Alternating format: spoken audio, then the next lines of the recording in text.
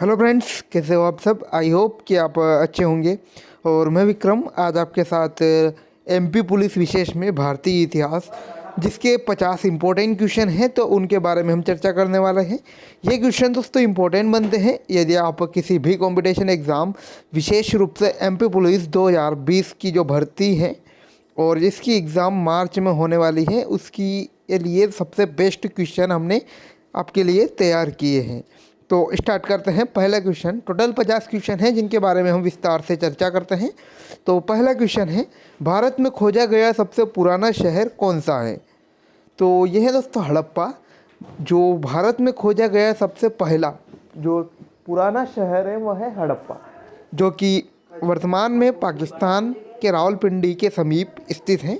और ये हड़प्पा सभ्यता या सिंधु घाटी सभ्यता का एक प्रमुख शहर भी रहा है। इसके बाद नेक्स्ट, स्वराज मेरा जन्म सिद्ध अधिकार है, किसने कहा। तो आंसर है दोस्तों बाल गंगाधर तिलक।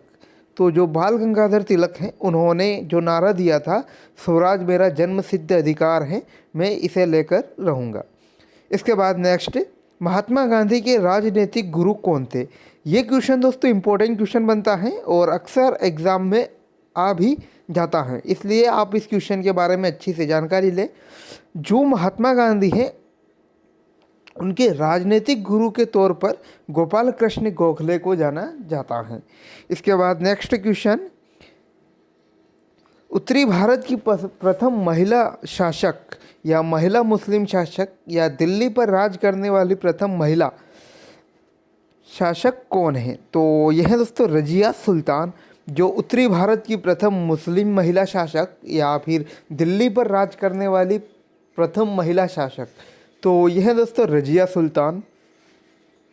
इसके बाद नेक्स्ट है, सिंधु घाटी सभ्यता का पतन नगर या जिसे बंदरगाह कहा जाता है कौन सा है। तो यह है लोथल।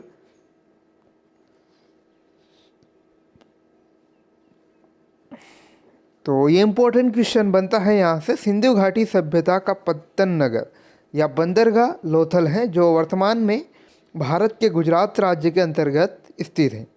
इसके बाद भारतीय राष्ट्रीय कांग्रेस के संस्थापक कौन थे। तो यह है A.O. ह्यूम। यहाँ से इम्पोर्टेंट क्वेश्चन बन सकता है दोस्तों, इसलिए आप इसको भी ध्यान में रखें कि भारतीय राष्ट्रीय कांग्रेस की जो स्थापना हुई थी उसके पहले संस्थापक जो है A.O. ह्यूम थे। इसके बाद महात्मा बुद्ध द्वारा दिए गए प्रथम उपदेश को कहा जाता है। तो धर्म चक्र प्रवर्तन, जो महात्मा बुद्ध द्वारा दिए गए थे प्रथम उपदेश, उनको धर्म प्रवर्तन के नाम से जाना जाता है। इसके बाद नेक्स्ट, किस वेद की रचना गद्य एवं पद्य दोनों में की गई है।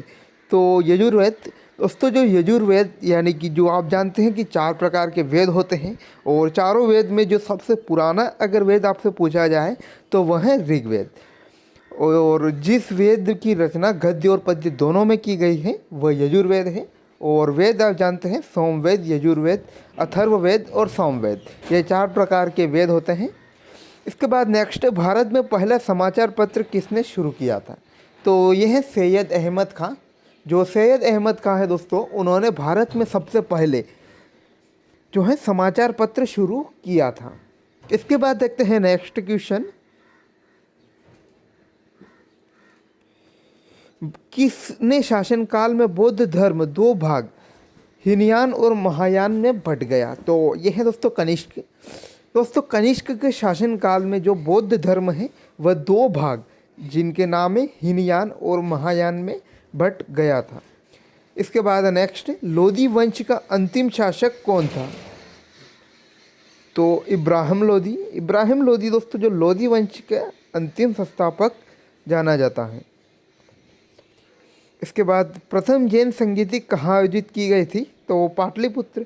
पाटलिपुत्र में जो है प्रथम जैन संगीति आयोजित की गई थी। इसके बाद नेक्स्ट, दिल्ली के किस सुल्तान को इतिहासकारों ने विरोध का मिश्रण बताया है। तो ये है दोस्तों इम्पोर्टेंट क्वेश्चन। ऐसे ही क्वेश्चन जो आते हैं कि विरोधों के मिश्रण को किस शासक के नाम से जाना जाता है। तो मोहम्मद बिन तुगलक। इम्पोर्टेंट क्वेश्चन है ये, विरोधों का मिश्रण जो है मोहम्मद बिन तुगलक को जाना जाता है। इसके बाद ऋग्वैदिक समाज की सबसे छोटी इकाई क्या है? तो कुल या परिवार। दोस्तों कुल या परिवार को जो है ऋग्वैदिक काल की सबसे छोटी इकाई के नाम से जाना जाता है। इसके बाद नेक्स्ट है, किस शासक के पास एक शक्तिशाली नौसेना थी? तो यह है दोस्तों चोल, जो चोल राज्य थे, दक्षिण भारत के जो चोल राज्य थे, उनके पास सबसे शक्तिशाली नौसेना थी, जिन्होंने पहला समुद्र पार अभियान प्रारंभ कर समुद्र पार के जो राज्य हैं उनको जीते थे, जिनमें सुमात्रा और श्रीलंका मुख्य रूप से थे। इनमें से मुख्य रूप से अगर देखें तो राजेंद्र जो प्रथम है या राजराज प्रथम, ये मुख्य रूप से चोल शासक रहे हैं। इसके बाद नेक्स्ट है, संकीर्णन प्रथा के जन्मदाता कौन थे? यह है चैतन्य। जो चैतन्य है उनको संकीर्णन प्रथा के जन्मदाता के तौर पर जाना जाता है। इसके बाद नेक्स्ट है, किस मुगल शासक को आलमगीर कहा जाता है? तो औरंगजेब।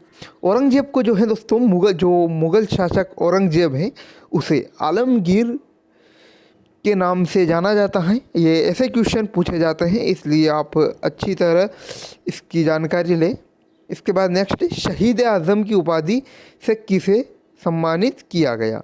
तो यह है भगत सिंह। जो क्रांतिकारी भगत सिंह हैं, महान क्रांतिकारी भगत सिंह, उनको शहीद आज़म की उपाधि से सम्मानित किया गया।